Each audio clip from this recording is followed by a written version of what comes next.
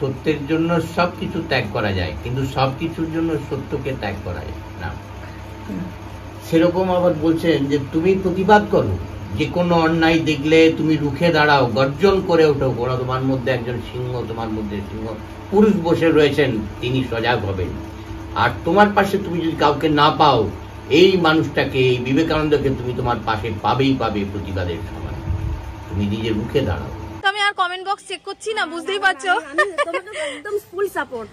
কেন বুঝি same mace তো মোটামুটি যতই তুমি কোটি টাকা ইনকাম করো না কেন, তোমাকে একজনের সংসার করতেই হচ্ছে। আমার সাথে যদি 12টা বাজে কেউ এসে দেখবে, তোমার সংসারের যে হেড তাকে তোমাকে কিছুটা শুনতেই হবে, কারণ সে তোমার গার্জিয়ান। ওই তোমার থেকে আরো হ্যাপি হয়ে আরো সবসময় স্মাইলি থাকে। স্বাভাবিক, যে যা বলছে বলতে দাও, নিজেকে আনন্দে আমরা বরং আমি তোমার থেকে শিখি, আমার থেকে আমি আরো 10 জনকে শেখাতে চাই। ওয়েলকাম টু টক ঝাল মিষ্টি উইথ ইপসিতা। আমি ইপসিতা, এখানে নো গালাগালি, নো কিস্তি, অনলি মস্তি। তো আজকের ভিডিওর শুরুতে ইন্ট্রোডাকশানে যে অংশটুকু আপনাদের দেখালাম আর শোনালাম, সেটা শুনে আশা করি সবাই সবটা বুঝে গেছেন। এটা আর আলাদা করে আমাকে বোঝাতে হবে না। তো মন্দির যেটা দেখলেন, যে মূর্তি দেখলেন, বিগ্রহ দেখলেন, উনি মা ছিন্নমস্তা। এটা আমার বাড়ির একদম সামনেই। এটা কোষ্ঠী পাথরের সম্ভবত এই পশ্চিমবঙ্গের এই একটাই জায়গায় মনে হয় আমাদের এখানেই কোষ্ঠী পাথরের মা ছিন্নমস্তার মূর্তি রয়েছে। তো সেখানে গেছিলাম, এর আগেও গেছি, কালকেও গেছিলাম। তো অনেকটা সময় আমি সেখানে কাটিয়েছিলাম। তো অনেক কথা হচ্ছিল, তার মাঝখানে যেই কথাগুলো, মানে যে আদর্শ মোটামুটি আমার জীবনে চলার পাথেও স্বামী বিবেকানন্দের কিছু কথা উনি বলছিলেন, সেগুলো আপনাদের সাথে শেয়ার করলাম। আর তাছাড়া আরও অনেক কথা বলেছেন মা ছিন্নমস্তার সম্পর্কে, সেগুলো সব আমি আমার ব্লগ চ্যানেলে দেবো। তো যাই হোক, এখন বুঝেই গেছেন যে ভিডিও কাকে নিয়ে হচ্ছে, মামনকে নিয়ে হচ্ছে। হ্যাঁ, এই যে কথাগুলো আমি বললাম, সেই কথাগুলো এই মামনের ভিডিও করার জন্যই, মানে মামনকে নিয়ে ভিডিও করার জন্য ইন্ট্রোডাকশানে রাখলাম। কারণ দেখছি হ্যাঁ হচ্ছে, আস্তে আস্তে মানুষ কিন্তু বুঝতে পারছে। তো মামনের সবকটা ভিডিওই দেখেছি। ওদের রাইফেল ক্লাবে, যেটা আর কি সোহিনীর একটা ম্যাচ ছিল, শুধু সোহিনী নয়, ওর বাবা মানে ইন্দ্রবাবুরও দেখলাম ওখানে ম্যাচ ছিল, ওরা খেলছিল, সেই খেলা আছে, সেই খেলা নিয়ে দুটো ব্লগ দেখলাম। তো সেখানে বেশ কয়েকজনকে দেখলাম, তারা কিন্তু এসে ক্যামেরায় এসে মামনকে সাপোর্ট করেছে। তারা কারা? তারা কিন্তু এই যে যারা কমেন্ট লেখে বা ভিডিও দেখে, ক্যামেরার ওপারে থাকে, তারাই, যারা কিনা নিঃস্বার্থভাবে আমাদেরকে দেখে, আমাদের সম্পর্কে তাদের ভালো মন্দ সব রকমেরই কমেন্ট, মানে মতামত কমেন্টের মাধ্যমে জানায়। এই ধরনের মানুষ যারা কিনা, যাদের আমাদের নিয়ে কোনো রকম কোনো স্বার্থ নেই, মানে আমাদেরকে নিয়ে ভিডিও করে তাদের ভিউজ হবে বা অন্য কিছু, সেরকম কিছু না। তারা সম্পূর্ণ দর্শক, মানে অ্যাকচুয়ালি কোনো ব্লগার বা কোনো ক্রিয়েটার, হ্যাঁ, সেই ক্রিয়েটারদের সাথে কিন্তু সরাসরি সম্পর্ক কার? তার ভিউয়ার। তো সেই ভিউয়ারদের মধ্যেই একজন দুজনের সাথে দেখা হয়েছিল। সেখানে অন ক্যামেরা তারা এসে মামনকে তাদের সাপোর্ট জানিয়েছে যে তুমি যা করেছো ঠিক করেছো। সংসারে থাকতে গেলে অ্যাডজাস্টমেন্ট করতে হয়, সংসারে থাকতে গেলে তোমাকে তোমার হাজব্যান্ডের কথা মেনে চলতে হয়, যেটা কিনা আমিও বলেছি। আর মামনও দেখলাম সেটাই বলল যে হ্যাঁ, আমাকে আমার হাজব্যান্ডের কথা শুনতে হবে। আমি পরিবারে যদি থাকি, আমার যদি সংসারে অশান্তি হয়, আমার অশান্তিটা তো আপনারা কেউ ভাগ করে নেবেন না। আপনারা আমাকে আমার ভিডিওটা দেখেন, ভিডিওর মধ্যে যা হচ্ছে সুখ দুঃখ ভাগ করলাম, সেক্ষেত্রে আপনারাও কিন্তু অনেক সময় আপনাদের অনেক মানে অসুবিধা সুবিধা বা পারিবারিক অশান্তি, বা বিশেষ করে কেউ কোনো রোগ হয়েছে, কোনো কিছু হবে, সেগুলো কিন্তু দুঃখের সেই কথাগুলো আমাদের সাথে শেয়ার করেন যে জানো তো আমি না খুব অসুস্থ, আমার অপারেশন হবে, জানো আমি খুব জ্বরে ভুগছি, আমি ভীষণ কষ্ট পাচ্ছি। তারাও কিন্তু আপনারা লেখেন, অনেক ব্লগারদেরই কমেন্ট বক্সে আপনারা লেখেন। কজন সেগুলোতে মানে অ্যাটলিস্ট কোনো উত্তরও দেয়? বেশিরভাগ যারা সো কল নামি দামি, তারা তো সেসব দেখেই না। কিন্তু তাও তো আপনি ওইটুকু কথা লিখেন, একটু লিখে মনটা হালকা করেন। সেখানে সেই ব্লগার বললো কি বললো না, সেটা কোনো বড় ব্যাপার না, কিন্তু আপনারই মতো আরও অন্যান্য যারা দর্শক রয়েছে, তারা কিন্তু এসে বলে গেট ওয়েল সুন, কী হয়েছে আপনার, কি ব্যাপার, কি বৃত্তান্ত, সমস্ত কিন্তু তারা আলোচনা করে। এই কমেন্ট বক্সের মাধ্যমেই একটা সুন্দর সম্পর্ক অনেকের সাথে অনেকের হয়ে যায়, মানে রীতিমতো সখ্যতা। সেরকম বিশেষ করে আমরা যে কন্ট্রোভার্সি জোনে আছি, সেখানে তো প্রচুর দর্শকদের মধ্যে মানে বন্ধুত্ব, শত্রুতা, সমস্ত কিছু, বন্ধু হোক বা শত্রু হোক, তারা একে অপরের সাথে রোজ ডেলি বেসিসে তারা মতামত ভাগ করবেন। সেটা ঝগড়ার ছলে হোক, সেটা ভালোবেসে হোক, সেটা বেশিরভাগ ক্ষেত্রে মজা মস্তিতে হোক, তারা কিন্তু তাদের বক্তব্য, তাদের মতামত সমস্ত কিছু শেয়ার করেন। আর তাছাড়া তাদের নিজেদের ঘরকন্যার কথাও সেখানে থাকে। এই আমার ছেলের পরীক্ষা, এই আমার মেয়ের পরীক্ষা, জানো তো, এই আমার বাচ্চাটার আজকে রেজাল্ট বেরিয়েছে, এই যে ধরনের কথা বলে বলে তারা একে অপরের সাথে মোটামুটি একটা পরিস্থিতি করে নিয়েছে, জানে কে কোথায় থাকে, তার ফ্যামিলিতে কি আছে, একটা ছোটোখাটো ইন্ট্রোডাকশান সবার মধ্যে সবার হয়ে গেছে। তাহলে সেই মানুষ, যেই মানুষগুলো মামনের কমেন্ট বক্সে কমেন্ট লিখছে, তাদেরই মধ্যে একজন দুজনকে মামন আজকে দেখিয়ে দিতে পারলো, যেহেতু তাদের সাথে দেখা হচ্ছে দেখিয়ে দিতে পারলো। আর তারা এসে ফুল সাপোর্ট, তুমি যা করছো ফুল সাপোর্ট, এই জিনিসটা বললো। তো এখানে মামনের কমেন্ট বক্সে এখন একটাই জিনিস প্রচণ্ডভাবে মানে সবাই মিলে বলছে, এক হচ্ছে ও অহংকারী। তো অ্যাকচুয়ালি ওর অহংকার যে কোন বিষয়টা সেটা কেউ ঠিক করে বলতে পারছে না। সবার বক্তব্যই একটা, যে তোমার বাড়িতে কেউ এসেছিল, তুমি কেন কাউকে তোমার বাড়িতে আসতে না করেছো, এইটাই তুমি যে বারণ করেছো, এটাই তোমার অহংকারের প্রতিফলন। তো সেক্ষেত্রে ও বলেছে, আমিও বলেছি, আমার কথাগুলো ও শেয়ার করেছে, সেখানে ও সমর্থন করেছে, তার মানে ওর ভিতরে এই জিনিসটাই চলছে যে বাড়িটা তার একার নয়। আমি কিন্তু বলেছিলাম যে আপনারা, ও যে হাত জোর করে বারবার করে বলছে যে আপনারা আমার বাড়িতে আসবেন না, আমার বাড়ি কথাটা যেন মনে হয় এরকম ডাবল কোটের মধ্যে দিয়ে সার্কাস্টিকভাবে বলছে, যে কারণ এই বাড়িটা আমার একার নয়, আমি চাইলেই কিছু একা করতে পারি না। তো সেক্ষেত্রে তার হাজব্যান্ড যেটা মনে করবে সেটাই তাকে আর কি মেনে চলতে হবে। তো যাই হোক, এই কথাগুলো অনেকবারই হয়েছে। তো আসল কথা যেটা, আস্তে আস্তে কিন্তু বুঝতে পারছি যে মামনের বিষয়টা অনেকেই বুঝছেন। হ্যাঁ, ওর কমেন্ট বক্সে প্রচুর নেগেটিভ কমেন্ট আছে। আচ্ছা চিন্তা করে দেখুন তো, আজকে মামন এই যে বলেছে আপনারা আমার বাড়িতে আসবেন না, তার জন্য তার মেয়েকে কি ভাষায় অ্যাটাক করা হচ্ছে দেখুন তো একবার। একটা মেয়েকে তার মার পাশে দাঁড়ানোর জন্য এই ধরনের কথা শুনতে হচ্ছে। তো যাই হোক, ওরা আর যাই করুক, বেশ মজার ছলে এই জিনিসটাকে নিয়েছে, আর নিয়ে মজা করে যে কন্টেন্ট করছে, সেটার জন্য আরও বেশ কিছু মানুষের পুরো গায়ে আর কি গিয়ে লাগছে। তবে হ্যাঁ, আমি বলবো একটাই, যে যেটা হয়ে গেছে, এটার থেকে বেরিয়ে এবার সম্পূর্ণ নিজেদের কন্টেন্টে ফোকাস, যেমন ওরা করছে সেরকম যদি করে, তাহলে আবারও যারা চলে গেছে, যতজন চলে গেছে ততজন আবার ফিরে আসবে। আচ্ছা চিন্তা করে দেখুন, ওর চ্যানেল কিন্তু 4 লাখের চ্যানেল, তাই তো? সেই 4 লাখ থেকে ওর যারা চলে গেছে তারা কতজন, আপনারা ওর যে দেখবেন কতজন আনসার, মানে কতটা কমেছে দেখলেই বুঝতে পেরে যাবেন। তার মানে বেশিরভাগ মানুষ কিন্তু ওর সাথেই রয়েছে, বেশিরভাগ মানুষ কিন্তু তারা কিন্তু ওর দিকটা বুঝেছে, ওর দিকটা বুঝেছে। ওর যেরকম ভিউজ হতো সেরকম ভিউজ হয়েছে। হ্যাঁ, এই কন্ট্রোভার্সিটার জন্য ওর কিছুটা ভিউজ একটু বেড়েছিল, তারপর আবারও যেই গতেও চলছিল সেই গতেও চলে এসছে। কিন্তু যারা চলে গেছিল তার থেকেও আরও অনেক বেশি মানুষ ও মানে আস্তে আস্তে পেতেই শুরু করবে। সব মানুষ বুঝতে শিখবে যে মামুন বা মামুনের ফ্যামিলি যেই ডিসিশনটা নিজেদের সেফটির জন্য নিয়েছিল সেটা কতটা আর কি জরুরি ছিল। আর সেটার জন্য যে বিভিন্ন নিউজ চ্যানেলগুলো আছে না, সেই নিউজ চ্যানেলের নিউজগুলোই যথেষ্ট মানুষের মাথার এই যে ব্লকেজটা খোলার জন্য। যে একটা মানুষ অতিথি দেবো ভাবা, এই যে কথাটা আমরা যে বলি আজকের ডেটে দাঁড়িয়ে, সেটা সবসময় মানা সম্ভব হয় না, কারণ সব অতিথি কিন্তু দেবতা হয় না। ওই সেই মামনের প্রথম কথাটা, যে আমার বাড়িতে মানবরূপী দানব এসছে নাকি মানবরূপী ভগবান এসছে, সেটা আমি বুঝবো কি করে, এই যে কথাটা বলেছিল। তো সেখানে যখন এই সত্যযুগে অতিথি দেব ভাবা কথাটা বলা হয়েছিল, সেই সময়ও কিন্তু আমরা দেখেছি অতিথি বা আগন্তুক হিসাবে কোনো মানুষ এসে রূপ ধরে ভেগ ধরে এসে কিভাবে মানুষের ক্ষতি সাধন করেছে। এই কথাটা আমি অনেকবার বলেছি, তার সত্ত্বেও আজকে আমি এই কথাটা আবার একবার বলতে চাই যে রাবণ কিন্তু মহাদেবের পরম ভক্ত, আর শুধু পরম নয়, পরম প্রিয় ভক্ত, মহাদেবের খুব স্নেহ ধন্য একজন, তার মানে পরম ভক্তদের মধ্যে একজন হচ্ছে রাবণ। সেই রাবণকে কিন্তু মহাদেব এই যে সীতাকে হরণ করার জন্য তার যে পাপ, সেটাকে ক্ষমা করেনি, কারণ সেটা ছিল মহাপাপ। পাপ, অতিপাপ আর মহাপাপ দুটোর মধ্যে কিন্তু সব মানে পার্থক্য আছে। পাপ মানে যে পাপের প্রায়শ্চিত্ত করা যায়, যার ক্ষমা চেয়ে নিলে যে পাপ মুক্ত হয়ে যায় সেটা পাপ, আর তারপর হচ্ছে অতি পাপ, যেটার জন্য আপনাকে মানে কোনো রকম কোনো শাস্তি পেতে হবে, সেই পাপ করে আপনাকে শাস্তি ভোগ করতে হবে। শাস্তি ভোগ করলেন তারপর কিন্তু আপনার সেই পাপ চলে গেল। আর সেটা হচ্ছে গিয়ে মহাপাপ, সেই পাপের কোনো ক্ষমা হয় না। তো সেই মহাপাপে দুষ্ট করেছিলেন রাবণকে মহাদেব।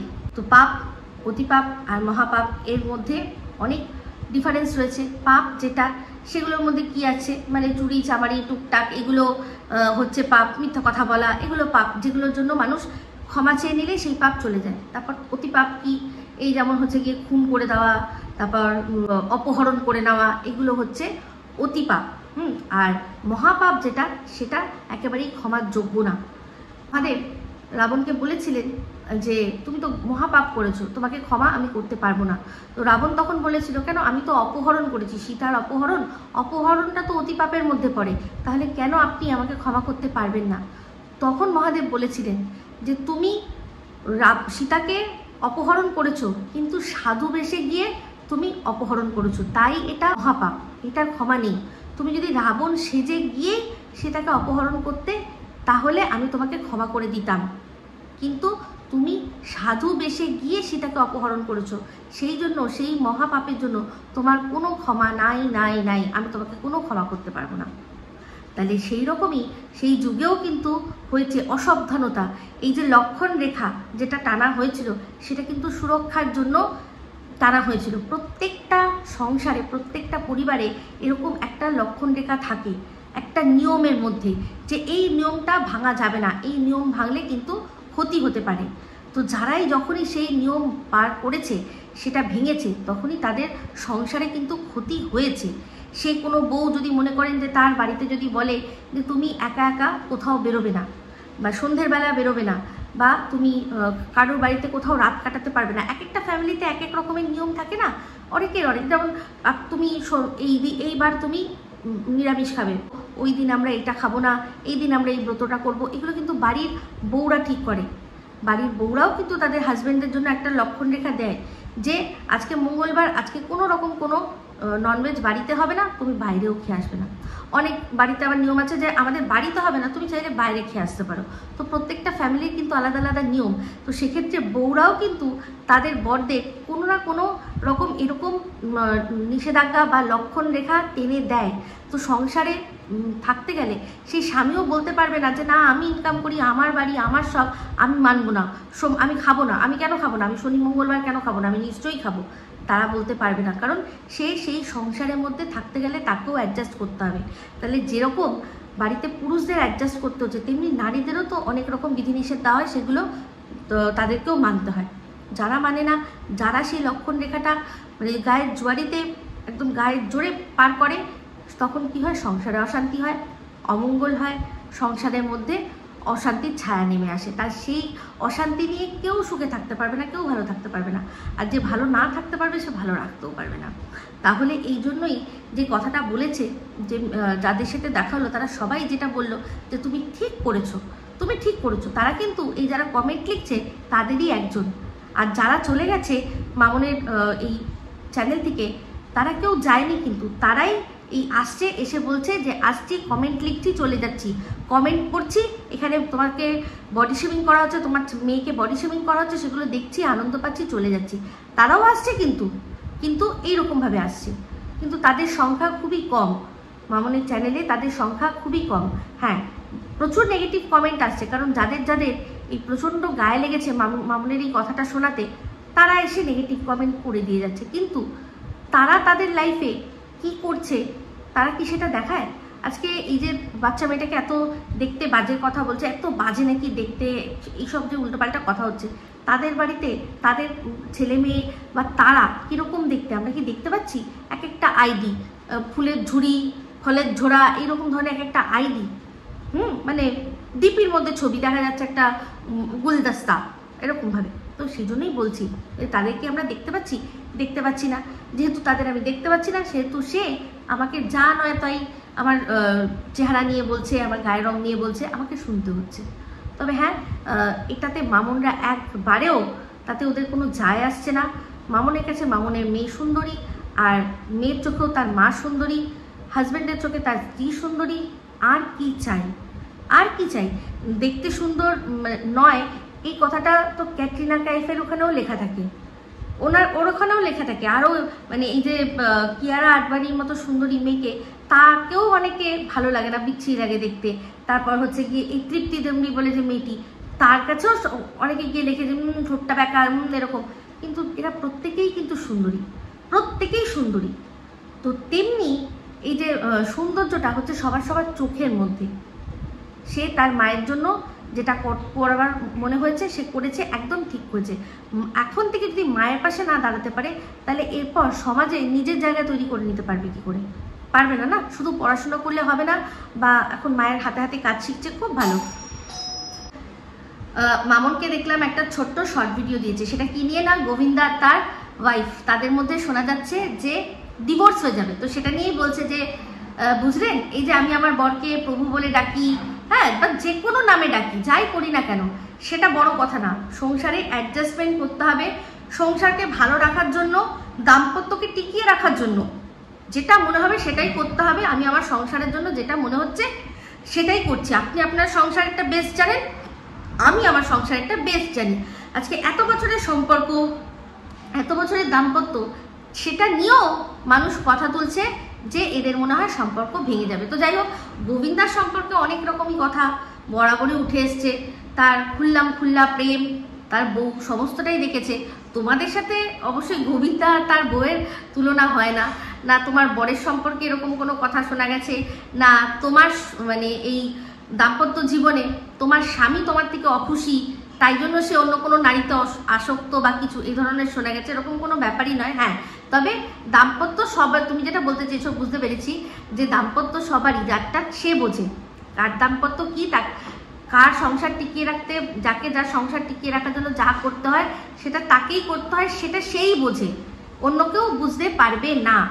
তাই জন্য যদি বুঝেন ভালো, যদি না বোঝেন তাহলে আরো ভালো। তো একটাই কথা বলবো, যারা লেখে তারা সবই বোঝে, তারা সবই বোঝে।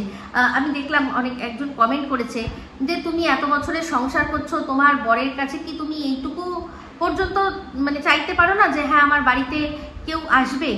তো সেটাও চাইতে পারবে কি না পারবে সেটা পরের কথা, সেটা ওর সাথে কেউ যোগাযোগ করলো। যেমন আজকে যাদের সাথে ওর রাস্তায় দেখা হয়েছে তাদের সাথে ও কথা বলেছে, এবার জানি না তাদের মধ্যে কোনো রকমভাবে কোনো নাম্বার এক্সচেঞ্জ হয়েছে কি না হয়েছে, বাট তারা তার ভিউয়ার, তারা ভিডিও দেখে। এবার যদি ও তাদেরকে বাড়িতে ইনভাইট করতেই পারে, তার মেয়ে তো তার বান্ধবীদের বাড়িতে ইনভাইট করে, তো মেয়ের বান্ধবী আসা বা তার বান্ধবী আসা বা তার ভালোবাসার মানুষ যারা কিনা তার সাথে যোগাযোগ করছে, কথা বলছে বলে তারপর ও ইনভাইট করছে, সেটা পরের ব্যাপার। কিন্তু এই যে হঠাৎ করে চলে আসা, সেটাতে এরকম একটা পরিস্থিতি যেটা কিনা ওরা অপ্রস্তুত ছিল, ওরা ছিল না, প্রস্তুত ছিল না। আর সেই অপ্রস্তুত থাকাতে কি করবে না করবে কিছু না বুঝতে পেরে ওরা যা বলার বলে দিয়েছে। তো সেই রকম অপ্রস্তুত অবস্থায় যাতে আর দ্বিতীয়বার না পড়ে সেই জন্যই বলে দিয়েছে এই কথাটা। তো যে তোমরা আমার বাড়িতে এসো না, কারণ ওই যে অশান্তি, কোনো মানুষই অশান্তি নিয়ে থাকতে পারে না। দুটো কম খাবো, দুটো কম ইনকাম থাকবে, সেটা চলে যায়, কোনো ব্যাপার না, সেটা চলে যায়। কিন্তু আমার মানে ব্যাংকে কোটি কোটি টাকা অথচ মনে শান্তি নেই, ঘরে অশান্তি, এই নিয়ে মানুষ চলতে পারে না। কারণ মানুষ ইনকাম করছে, খাটছেই আনন্দে সুখে হেসে খেলে থাকবে বলে, তাই না? তো যাই হোক, যতই যাবে না, তবে তোমাদের সাথেও এখন গোবিন্দার কোনো রকমভাবে তুলনা হয় না, ওদেরটা আলাদা। মানে এই আমার মতো সাধারণ মানুষের একদমই আলাদা, একেবারেই আলাদা। তো ওদের জগৎটাই একটা আলাদা। তো এরকম অনেক রকমের অনেক কিছু ছিল, তার সত্ত্বেও তার ওয়াইফ এতদিন মানিয়ে গুছিয়ে এসছে। আমি জানি না, এটা রিউমার হলেই ভালো। আমার মনে হয় না এই বয়সে এসে এখন আর ওরা কোনো ডিভোর্সের কোনো ব্যাপার করবে। কিন্তু উনি যেহেতু এখন ভীষণইভাবে মানে গোবিন্দার ওয়াইফ সুনিতা, উনি যে এতটা মানে সোশ্যাল মিডিয়ায় অ্যাক্টিভ, উনি সোশ্যাল মিডিয়া থেকেই কিছু করবেন হয়তো। তো সেই জন্য আমার মনে হচ্ছে এটা জাস্ট একটা হাইপ, এটা করাই হয়েছে মানে শুধু মানে ইন্টারেস্ট গ্রো করানোর জন্য। এবার যদি উনি কোনো চ্যানেল করেন, আজকে জানেন যে কত সেলিব্রিটিরা তারা সবাই চ্যানেল খুলে বসে আছে, তাদের ছেড়ে মানুষ আমাদের দেখে, যারা যেটুকু যা দেখে। মামুনের যে ভিউজ হয়, আমি বলছি আমাদের টালিগঞ্জ ইন্ডাস্ট্রির অনেক নামি দামি যার সিনেমা সিরিয়াল আপনারা প্রচুর দেখেছেন, তাদেরও চ্যানেল আছে, মামুনের মতো তাদের ভিউজ হয় না, তাদেরও ভিউজ হয় না। কেন বলুন তো? মামুন কেন, এরকম মামুনের মতো অনেকেই আছে, তাদের ভিউজ এই সব সেলিব্রিটিদের থেকে অনেক বেশি, কারণ তারা এই মানে আমাদের ঘরের মানুষ বলে রিলেট করতে পারে, যে আমাদেরই মতো সংসার, দেখি ও কীরকমভাবে করে দেখি না সেইটা। তো সেই জন্যই বলছি যে সেলিব্রিটিদের আমরা দেখতে যাই, ঠিকই দেখতে যাই, তাদেরও মানে আমি তো বলিউড যাদের দেখছি অনেকের অনেক ভিউজ আছে, সেটা কোনো কথা নয়, কারণ সেগুলো আমরা দেখতে যাই মানে শুটিংয়ের ফাঁকে কী হয় এই ধরনের সবগুলো আমাদের সাথে শেয়ার করে দেখতে ভালো লাগে। কিন্তু এই যে ডেলি ব্লগিং যাকে বলে, সেই ডেলি ব্লগিংটা কিন্তু ওই যতই মানে সেলিব্রিটি হোক, অনেকের আছে কিন্তু বেশিরভাগ, আমি টালিগঞ্জের কথা বলছি, অনেকেরই ভিউজ কিন্তু আমাদের এখানকার যারা সাধারণ ঘরের তাদের মতো অতটা ভিউজ হয় না। আমি এটা দেখেছি, তাই জন্যই বললাম। তো যাই হোক, এটাই বলে ভিডিওটা এখানে এন্ড করছি। মামুন একদম আমার মনে হয় ঠিক পথে রয়েছে, যারা গেছে তারা আবার চলে আসবে, আর তারা যদি না আসে তাদের শূন্যস্থান মানে তারা যদি নাও আসে তাদের শূন্যস্থান পূরণ করবে অনেক ভালো ব্রড মাইন্ডেড মানুষরা, যারা কিনা জিনিসগুলো বুঝতে শিখেছে, যারা জানে যে মানুষের আজকে ডেটে মানুষের কীরকম অবস্থা, নিজের মানুষকেই মানুষ বিশ্বাস করতে পারছে না, পরপর দেখুন একটা পরিবার শেষ হয়ে যাচ্ছে নিজের মানুষের হাতেই। তো সেক্ষেত্রে যে সেফটি সিকিউরিটি কথাটা নেওয়া একদম ঠিক আছে। তো এই বলেই ভিডিওটা এখানে এন্ড করছি। যদি ভালো লাগে তাহলে অবশ্যই লাইক শেয়ার কমেন্ট করতে ভুলবেন না। যারা চ্যানেলটা সাবস্ক্রাইব করেননি তারা সাবস্ক্রাইব করবেন। সবাই ভালো থাকবেন, সুস্থ থাকবেন। আবার খুব শীঘ্র একটা নতুন ভিডিও নিয়ে আমি Ipsita signing off. Love you all.